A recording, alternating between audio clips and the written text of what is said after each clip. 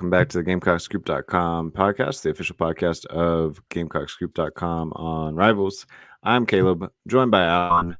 If my voice sounds a little scratchy or I cough, I have had a little bit of a rough week so far, but we're here and we're ready to talk about the 2025 schedule, which was just now released.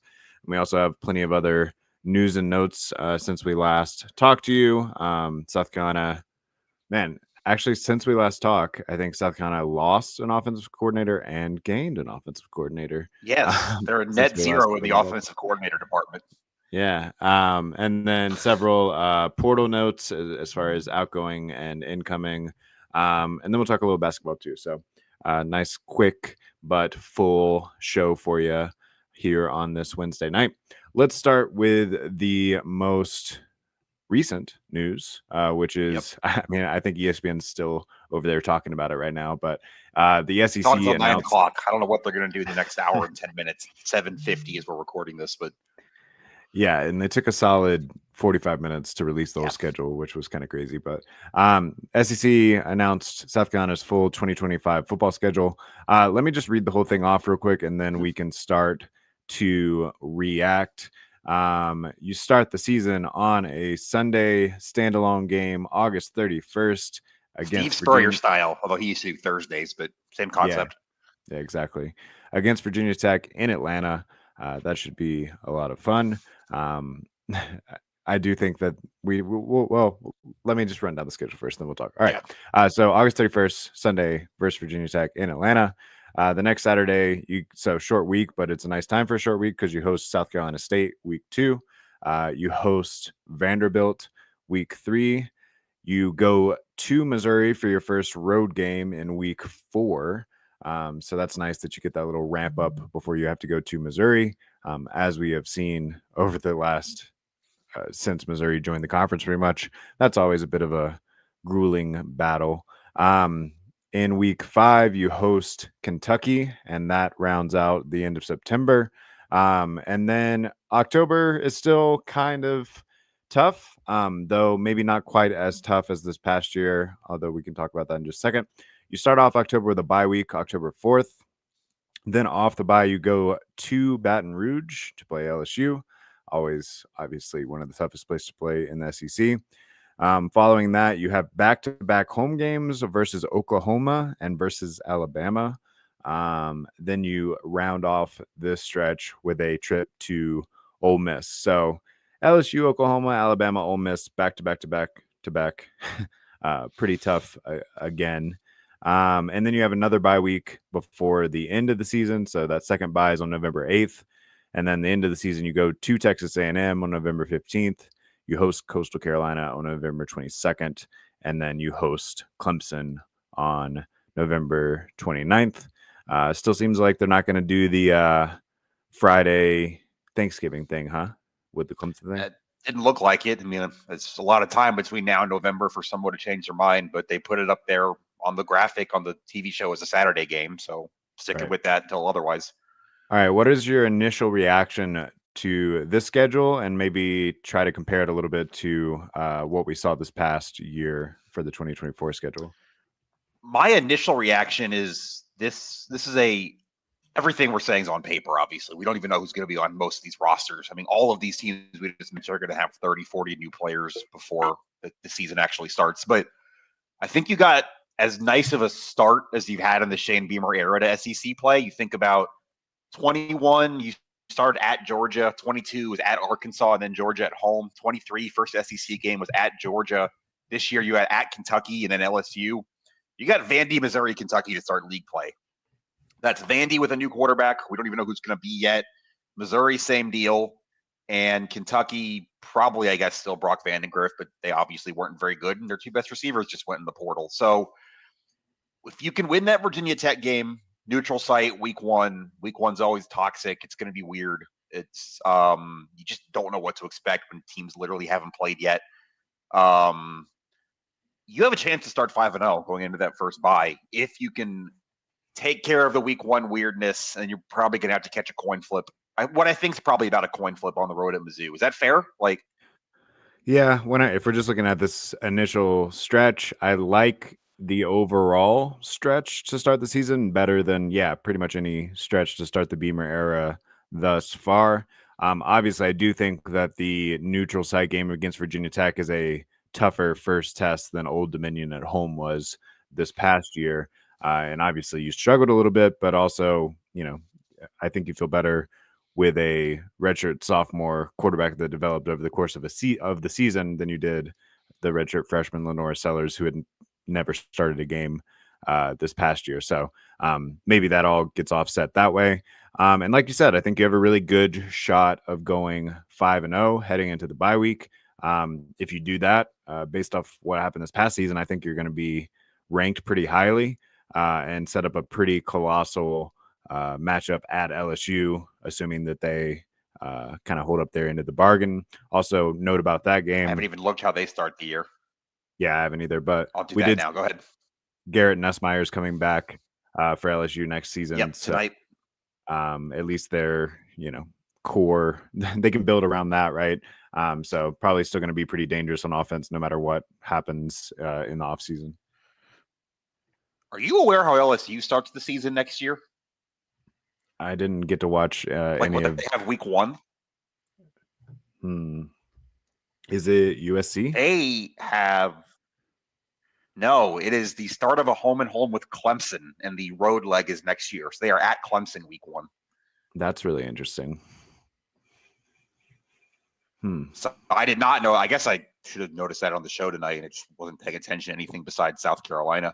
But so before LSU plays South Carolina, they will, pulling it up now. It's loading. This is amazing audio. Okay. Nope, that's not it. All right. Forget about that. I don't know why LSU's website still hasn't updated yet. But anyway, they'll at least be tested by then. They got Clemson week 1. Yeah. Right. And nonetheless, I mean, that's always a tough place to play. Even if it was like 3-3 LSU for some reason, I think I would still be worried about that game no matter what. Yeah. All right. So 2024 October had the back of Ole Miss at home, at Alabama, at Oklahoma. Do you like the home versus Oklahoma, home versus Alabama, and at Ole Miss stretch better than you did last year?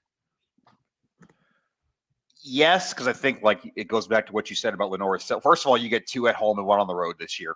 The locations are flipped, so that alone makes it easier in theory. You have Lenora Sellers developed a year, like you just said, and the only, honestly, we'll go through the rest of it too. Maybe the only game on the entire schedule that I think South Carolina, and I haven't gone through who's coming off a bye playing South Carolina, anything like that. The only game on the entire schedule that I think is placed poorly is that Ole Miss game, because it's the end of the 4 in a row LSU, Oklahoma, Alabama, Ole Miss in between your 2 bye weeks. But if you have to go on the road to Death Valley, the one in Baton Rouge, the real one, as Spurrier would say, you want that with 2 weeks instead of 1. And you have the back-to-back. We don't know what Oklahoma is going to be yet. I think it's better to have the back-to-back at home. But Ole Miss, there's no way around it. That's a tough road game. It's the 4th in a grueling 4-game stretch. I think that game is located badly, but on the whole, I like the stretch better than this year. Well, and in this era of playoff, you don't necessarily have to win that one if you take care of business everywhere else. We'll talk about the overall path, I guess, once we finish out our discussion on the schedule. So, Oklahoma, Alabama, at Ole Miss. Then you got the bye week. Then you go to Texas A&M. That's going to be a tough place to play. I assume that they're only going to keep getting better under Mike Elko. And then I think you like the way the season ends with your little warm-up game against Coastal Carolina. Of course, Coastal is definitely a better opponent than Wofford was this past year.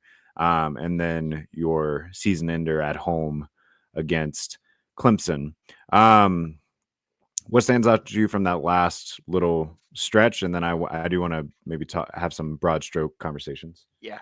Again, it's that, A&M's never an easy place to go. It's somewhere South Carolina's never won, but if you have to have it, it's off a bye week. You have that second bye week coming off that 4-game stretch to kind of regroup, take a breath, set up where you are going into those final 3 games. I think it's.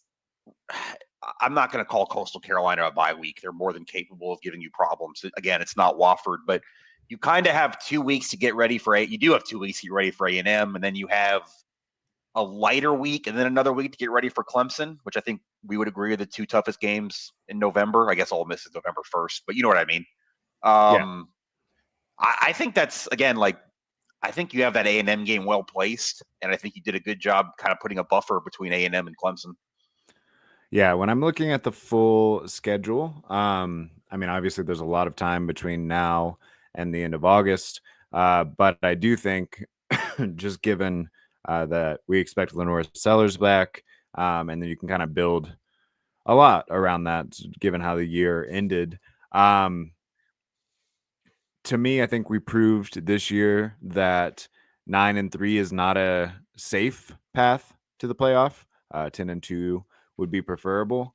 I think if you start 5-0, like we mentioned, you have a really good chance of going 10-2. Basically, the path from there is you have to win 3 out of, or let's say 4 out of 6 of LSU, Oklahoma, Alabama, Ole Miss, Texas A&M, Clemson.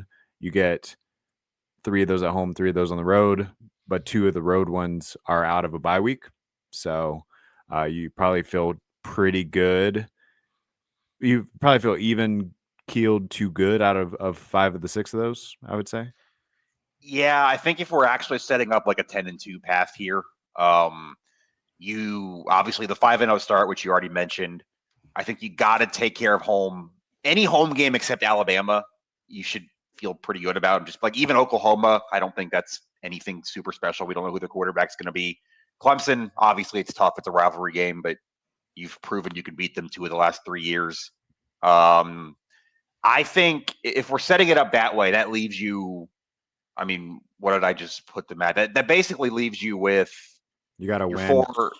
You got to win one of at LSU, at Ole Miss, and at Texas A&M. Right, or you beat Alabama. Right. Oh, yeah, I guess you'd win one of them anyway. But you got to win 2 out of those 4, the 3 road games you just mentioned, plus Bama at home. That's tough.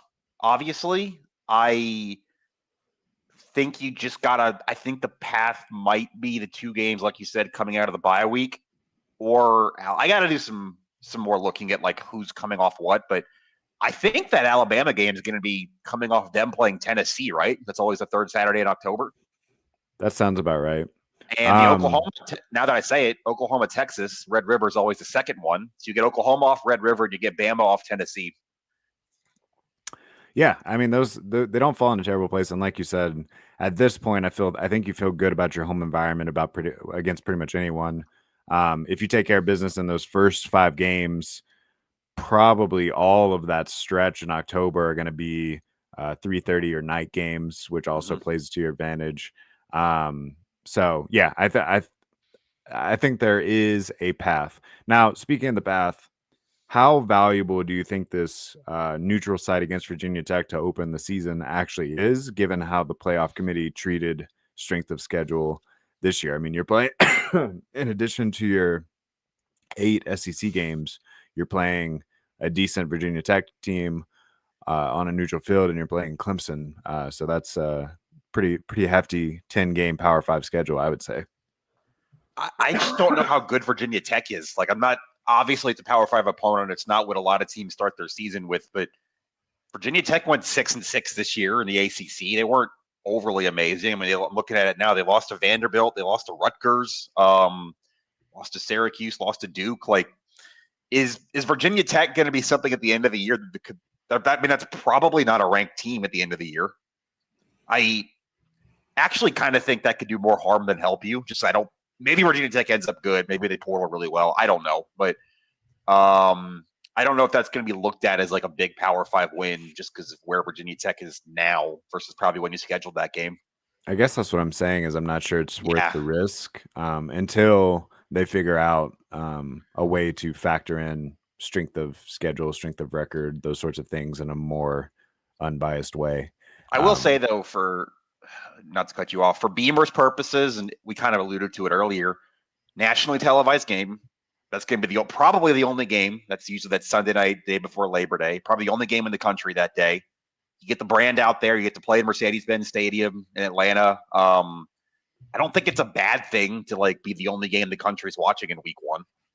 Get the Lenora Sellers Heisman train going early in a national broadcast. Like, yeah, and you would think, I mean, unless Virginia Tech does something crazy in the portal on defense, that is a defense that Lenora Sellers should be able to showcase against as well. So, any other notes or initial notes on the schedule? Obviously, we're going to talk about it a lot over the next 8 months.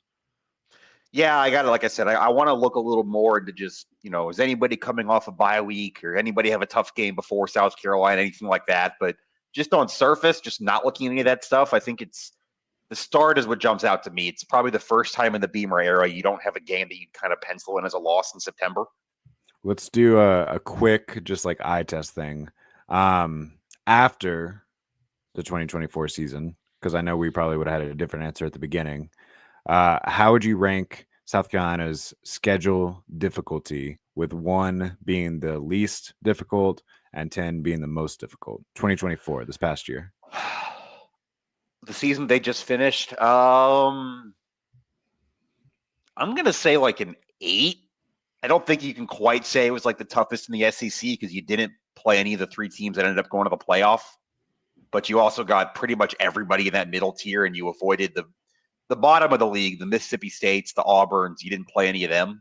I guess you played Kentucky, but I'm going to say like an 8. We factor in Clemson. I don't think it's maybe quite the 10 we thought it was, but I don't know. What do you think? I mean, you could also argue that none of the 3 teams that made it to playoff had to play South Carolina. Yeah, that's true. I mean, we talked about that on the show last week. This was you got a bad break not getting to play Georgia or Tennessee this year. Right. Yeah, 8 sounds about right. I do think before the season, it probably would have been more like a 9 or a 10. But after we saw it all play out, probably about an 8. I think Oklahoma was worse than you expected.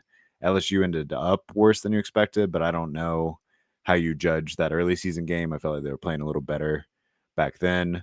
I think A&M was better than you thought, though, so that kind of evens out. A&M was better than you thought. I think Clemson was playing some of their best ball at the end of the season. So yeah, I do think it kind of all evens out. So, okay, 2024, we're both saying around 8. How would you rank on 1 to 10, same scale? Again, obviously before any of the games are played, the 2025 schedule. This is really tough because I'm just looking at this now and like at least half the teams on the schedule don't have their starting quarterback in place for next year. I mean, you look at even like Coastal Carolina's QB went in the portal the other day. Connor Wegman's in the portal. Jackson Arnold's in the portal. Jackson Dart's going to the NFL. Like, with that in mind and just not knowing the most basic thing about these opponents, I'm going to say about an 8 again. I think the road games are obviously really tough, but they're not as badly placed as they were this year. And I think the start you have keeps it off of probably being a 9 or a 10. Yeah, maybe I'll downgrade it to like a 7 comparatively. But then kind of in retrospect, I kind of am thinking like you don't have the same level of gimme games that you had this past year, right? So you upgraded Coastal Carolina from Old Dominion, and then your FCS, you swapped Wofford for SC State. Yeah, and you swapped Virginia Akron Tech for Virginia Akron. Tech. Yeah. So, yeah, really across the board, your like gimme games got a little bit harder. Now, granted, your gimme SEC games, you're hosting both of them with Vanderbilt and Kentucky. Hosting both early too. Yeah, so maybe figuring stuff out. Maybe that makes a difference, and then you get to host Alabama, which is obviously your toughest road trip from this past year.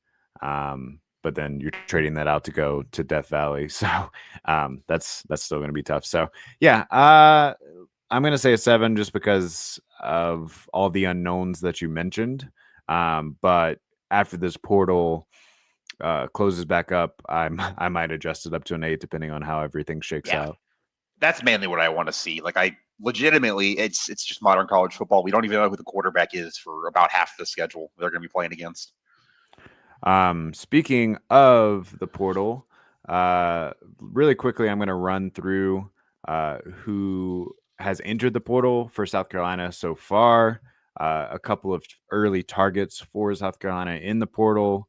And then we'll talk a little bit of offensive coordinator to end the show up. All right, I'm just going to run off the list real quick, And then at the end, I want you to tell me who one or two names that you think are the most impactful as far as who is entering the portal from South Carolina.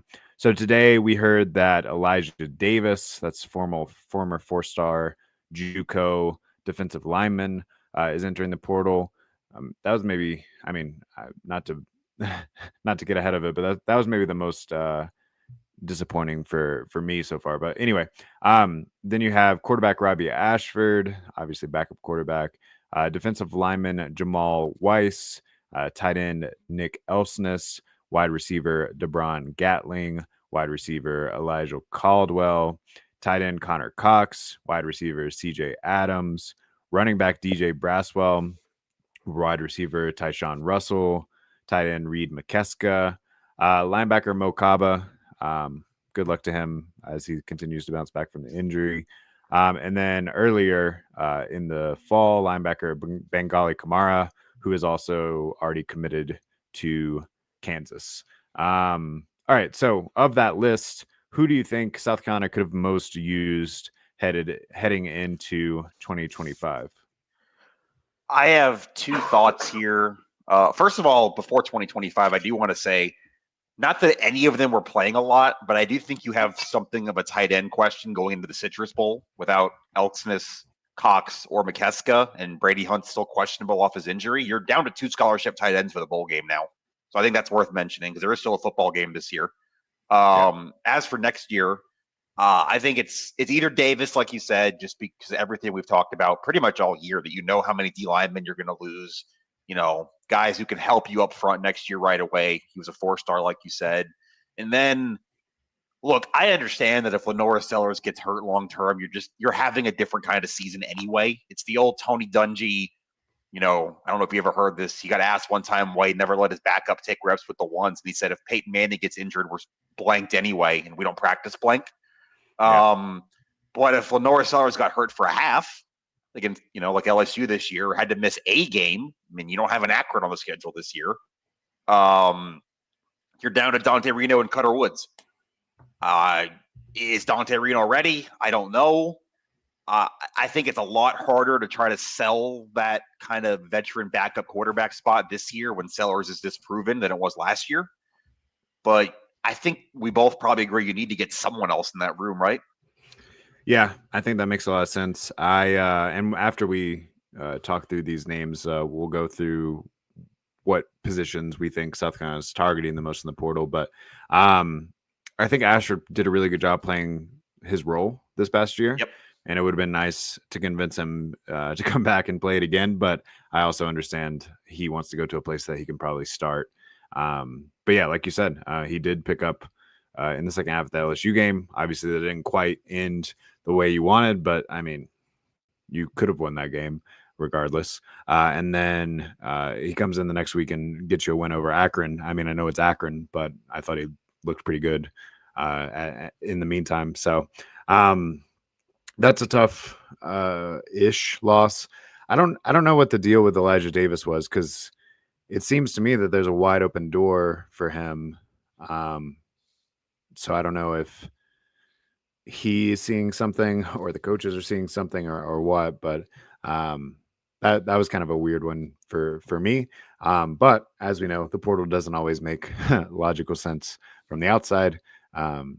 We saw what's his name that went to Oregon. Of course, now he might get to play for national championship. We'll see how it goes. Yeah, Jordan Birch leave for Oregon a couple years ago, despite the fact that he's from Columbia and was obviously going to be stepping up into a key role in the SEC for the next year or two. So it doesn't always have to make perfect sense, I guess.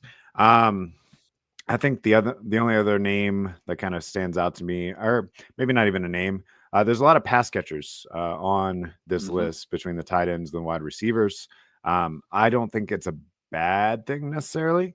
I think they kind of see the writing on the wall with the 6 true freshmen wide receivers coming in, possibly a 7th, depending on how the Donovan Murph situation shakes out.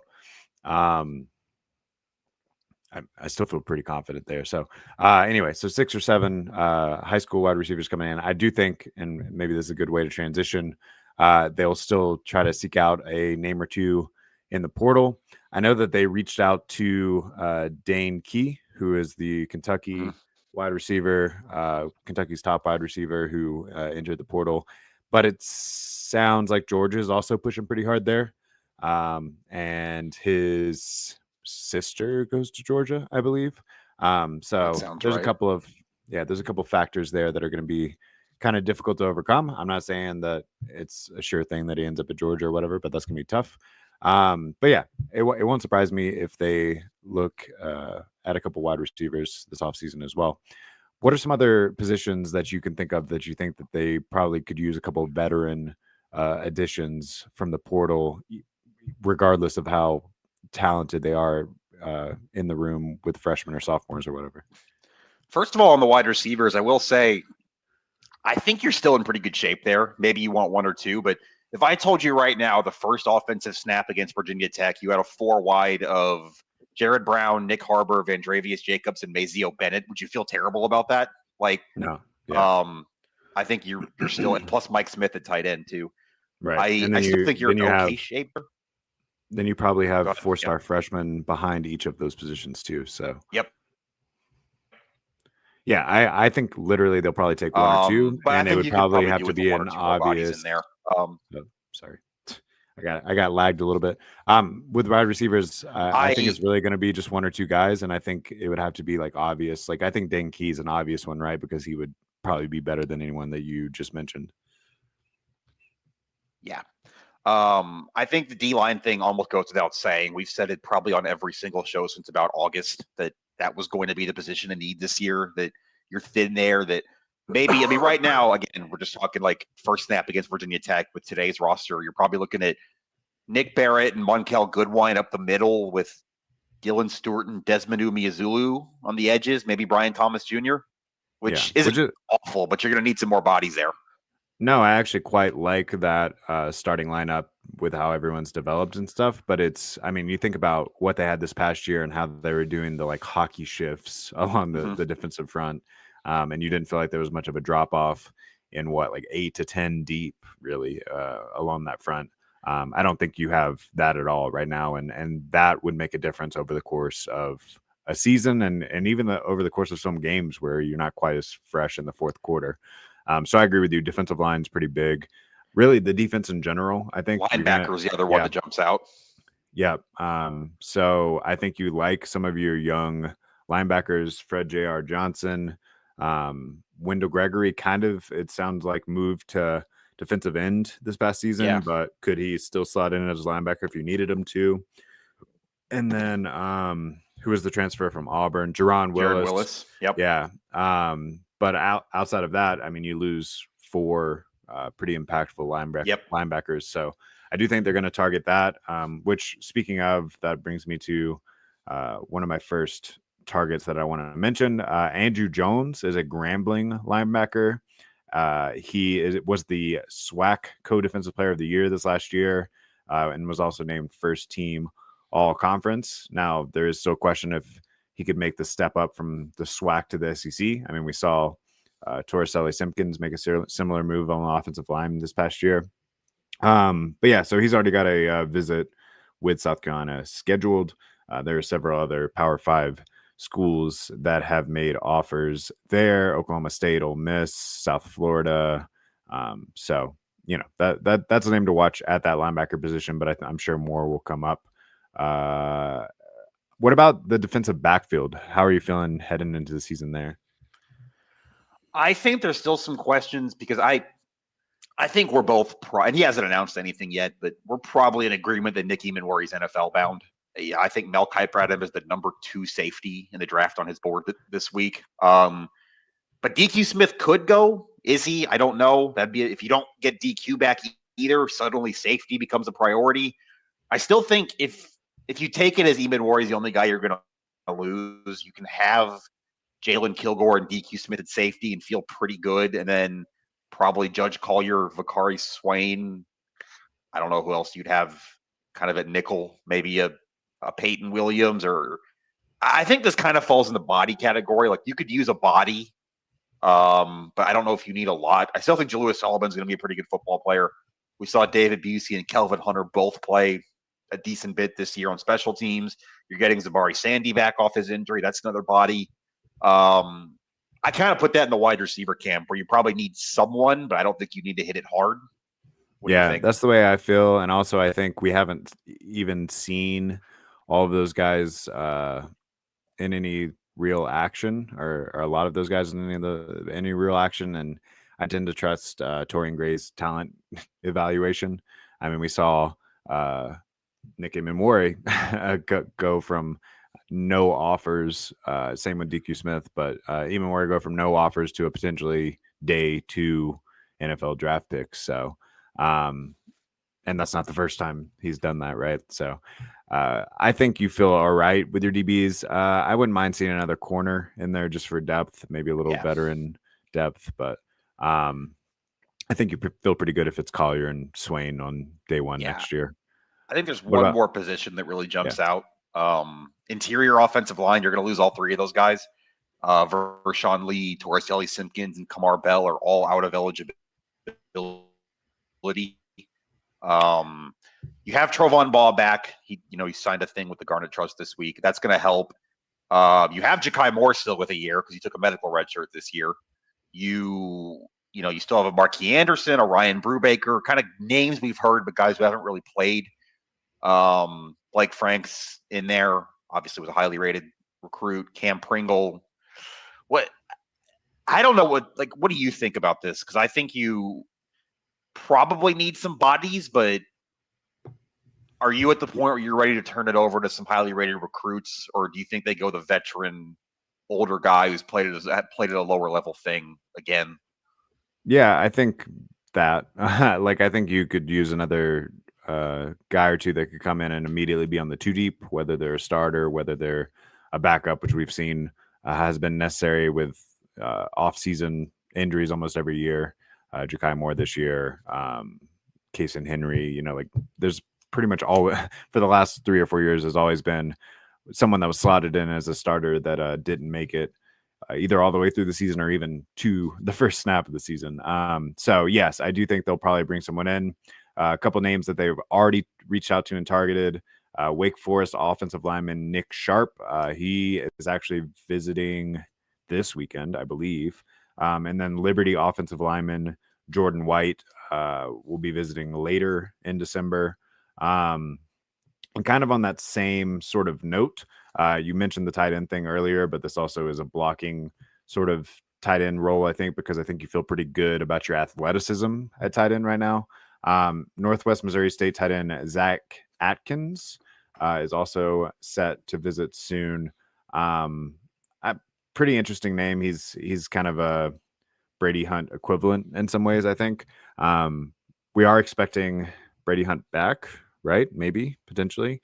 I know he's got another year of eligibility. Does that sound right? Yeah, you can get Brady Hunt back.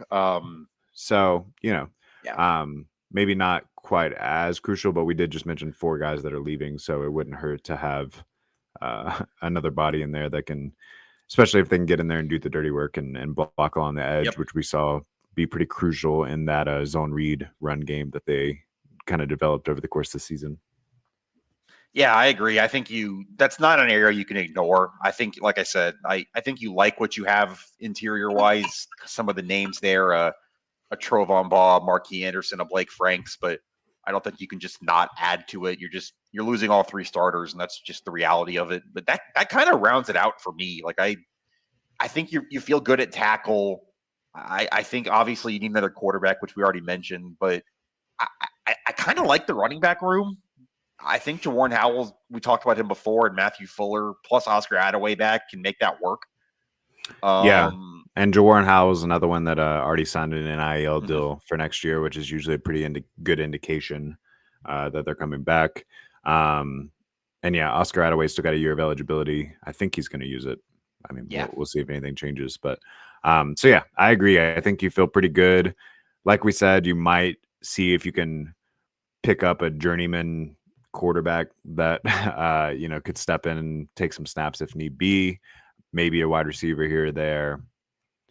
But I think most of your emphasis and most of your NIL rearranging is going Yeah. to be focused on the defensive side of the ball for sure. I think it has to. I just look at the bodies in D line and linebacker right now, and it's just not where it needs to be. But also they know that. They're not stupid. Like they've had a year to plan for this. And I think Shane said it in a press conference once. Like it's awesome when you sitting here this time last year and you learn that you're getting Boogie, Tonka, TJ, all those guys back, but it also means you know you're losing all of them after this year. So they've had a year to plan for this, and we'll see what that looks like in the coming weeks. Yeah, and it's really interesting how you sort of start to prioritize positions like that, because they've actually recruited pretty well at defensive line out of high school, but almost all of those guys that were highly recruited were not patient enough to wait around and ended up somewhere else. I'm thinking of Xavier McLeod, who ended up at Georgia. Now we see Elijah Davis leaving a little early. There was some other guy they picked up a couple years ago that his name escapes me right now. But on that note, I do think Zay Hardy, who they just got in this 2025 recruiting class from JUCO, is a good example of like it might be a good thing that he went the JUCO route because you didn't have to like have him be on campus and sit behind people for a while and get disappointed or whatever. And now he gets to come in maybe ready to step in immediately. So that is a really interesting thing that they're having to manage. Not just them, all these teams are having to manage during the transfer portal era. Actually, the past couple of nights, have you seen the Netflix Swamp Kings Untold or whatever, where it goes back to the old Florida teams from 2005? Yeah, like the Urban Meyer teams. Yeah, I was watching an episode last night, and it was talking about Brandon Spikes as a true freshman, who's this 5-star and comes in, and he's getting frustrated that he's not playing immediately, even though he's got this like 4th-year senior Brandon Seiler ahead of him. Brandon Seiler, something Seiler ahead of him. And my thought while I was watching it was like, I wonder if that's one of those kids that gets disgruntled and like transfers halfway through the year in this current era. But instead, he kind of waited around, got a shot, and obviously became a legend there. So I don't know. It's definitely interesting how things have changed in just 20 years. Yeah, 20 years. Yeah, that's one way to look at it. I almost said 10, and then I was like, no, I guess it's I think been that 20. about covers the. Covers about the portal. North Carolina head coach Bill Belichick. Can we hit on that before we get out of here? Well, one more South Carolina note that I did want to pick your brain about. Okay, yeah. So since last Thursday, Dowell Loggins accepted the head coaching job at App State. Oh, sure. We should probably talk about that. Congratulations, Mr. Loggins. When it first happened, I texted you like the day after, and I was like, it sounds like it's just going to be kind of turned over to Shula. And it pretty immediately, we just found out yesterday that did happen. So now steps in offensive coordinator Mike Shula, who was a offensive analyst this past year, obviously has a lot of experience over multiple levels of football. I guess, how do you feel about the move? And how much input do you think he was already giving this past year? Like how big of a change do you expect? I don't think there's going to be a lot of change. I think this is a very stick with what's working thing. I think you don't make a move like this because you want to change. I'm a lot more inclined to believe. Remember 2 years ago when Shane kind of had his rant about how many people called him about this job and how big the South Carolina OC position. I'm not saying he was wrong. I don't have access to his phone, but I think it's however in demand that job was 2 years ago, it's way more now when you can dangle the come here, you can call plays for Lenora Sellers card. So I think if Shane wanted the national search, have guys from the NFL or college, whatever, calling him, he could have. And I don't know where that would have landed, but I think when you go the opposite route of that, it's because you want to keep it the same. And I know it's not like for like, and this is quite a comparison to make for Lenora Sellers, but Mike Shula spent a long time calling plays for Cam Newton.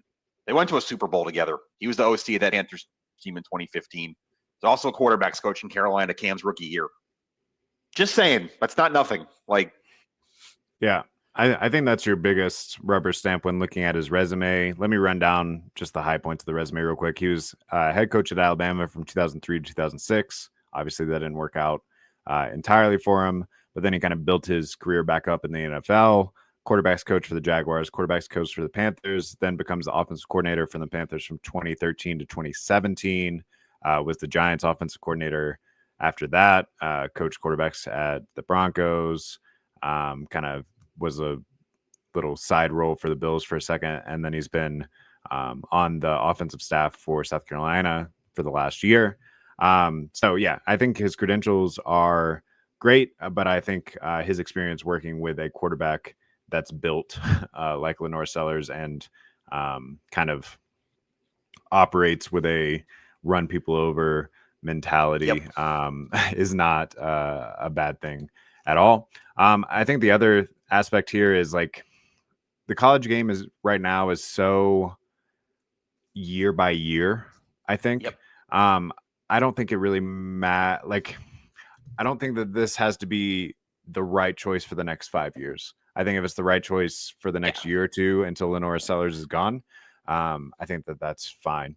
And that's kind of how you're going to have to play things going forward, right? I mean, if you have success, that people are going to use it as a springboard, as they should. So, you know, Loggins had success here the last couple of years. He ends up getting another spot. Clayton White's going to be one to watch sooner than later. I mean, I haven't heard anything about this particular offseason, but you know, he's stacked a couple big years in a row here. So I've long wondered if he's just waiting for the NC State job to open. It's alma mater when Dave Doran's just kind of floundering there, but I don't know when that's going to open. Yeah, it's a thought.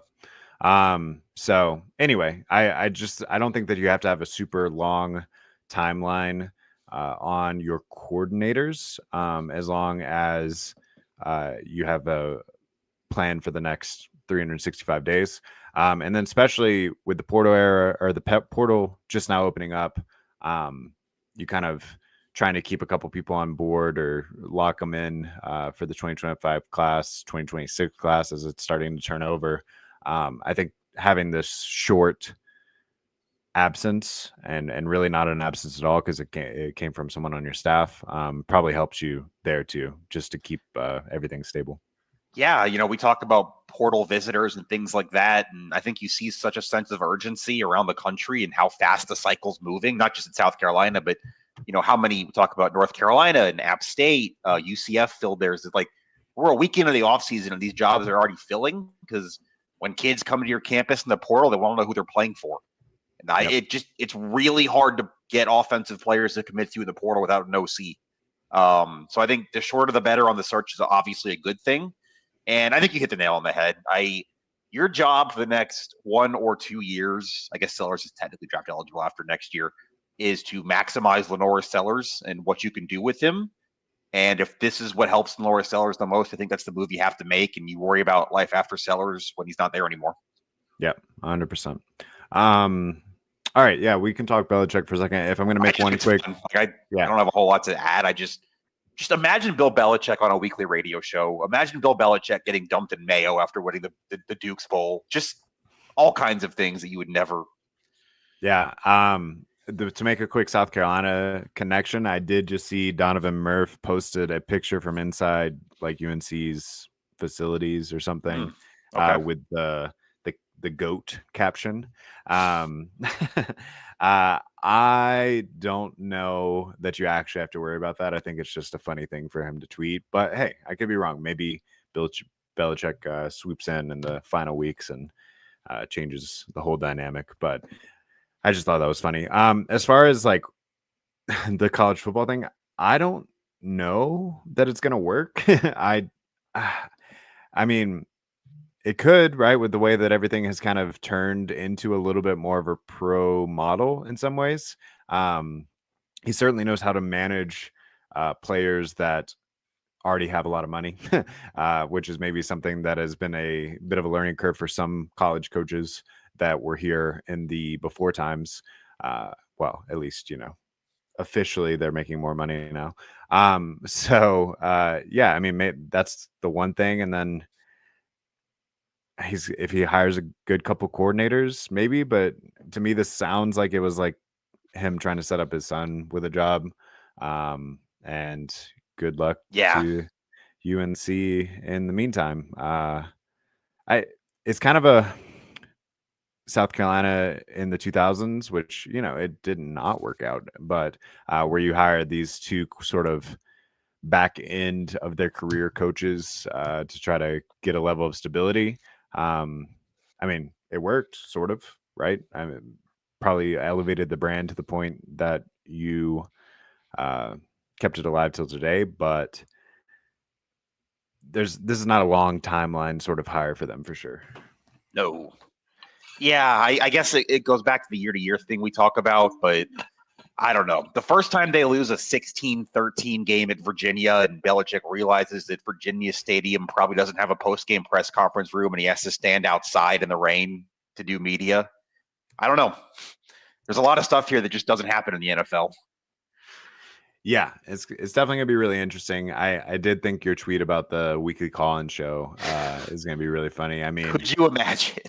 Do you think that he put in the contract like a way to tweak that, where it's just like, what am I trying to say? Just like tweets, or they're not actually going to take any actual calls. He'll just like pre-record his response to like 3 tweets, and then we're on to Wake Forest, we're on to Syracuse, we're on to Miami, whatever. Like, yeah, I don't know, man. It's fascinating. I don't know. I just wanted to throw that in. I guess there's sort of a South Carolina connection there with recruiting, like not just Donovan Murph, but in general. Like North Carolina is obviously a big recruiting state for South Carolina, probably their biggest one other than Georgia and South Carolina. Shane Beamer versus Bill Belichick and some recruiting battles coming up, probably. Not just Shane, a lot of coaches around here, but yeah, I mean, I think actually, if you're a South Carolina fan, you hope that takes a step back, because Mac Brown, despite the failures at the end of the career or whatever, for the last decade, he has kind of drawn some borders around North Carolina that weren't there before. for sure. And you've actually had some trouble using that as a pipeline state, at least the way that you were before. I think you've made up for it with the way that you've used the DMV instead, but it would be nice if you could start to break back in there, actually. Yeah, I think that's the one South Carolina connection. And then, did you want to do a couple of minutes of basketball? We're already at 50, and there's no games this week, but we can talk a little bit about last week if you want. Yeah, just tell me what you saw real quick, and tell me why this South Carolina versus Clemson men's basketball matchup next week is shaping up to be kind of important for both teams. Yeah, so the men beat, oh my God, it's been so long. They've hired and lost an OC since either basketball team played last. Who was East Carolina? ECU. They played East Carolina. Yeah, win that game. Sloppy first half, but you pull away in the second half. CMB with another huge day, 2 double-doubles last week. I think that Clemson game just sets up big. It's Tuesday. That's you have USC Upstate Saturday coming out of final exams, then Clemson on Tuesday. You just need a non-con win, like for your resume. I mean, Virginia Tech's not terrible, BC's not terrible, but Clemson's in the rankings right now. I think they're number 16 this week. Just beat Kentucky. That's kind of your last big non-con game. After that, you have 2 more bye games and SEC play. Obviously, it's a rivalry game, and that's always big, but just to kind of get you feeling better about things going into an SEC that looks – I don't even know what to say at this point. We talked about it last show, and then Missouri turned around and beat number 1 Kansas, and Arkansas beat Michigan on a neutral floor last night, and the SEC might be like a 12-bid league. Like, yeah. Yeah, well, that's why I think it's kind of an important game for Clemson too, right? They got their one. Yeah. They were the only ACC team to beat an SEC team during the ACC-SEC Challenge, right?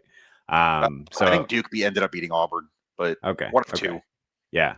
But yeah, I mean, I think in some ways it could be a resume builder for them too, depending on how everything shakes out. But no doubt that South Carolina, given some of their tough early season losses, probably North Florida being the most egregious, this is a way to kind of offset that if you could get that before you head into SEC play.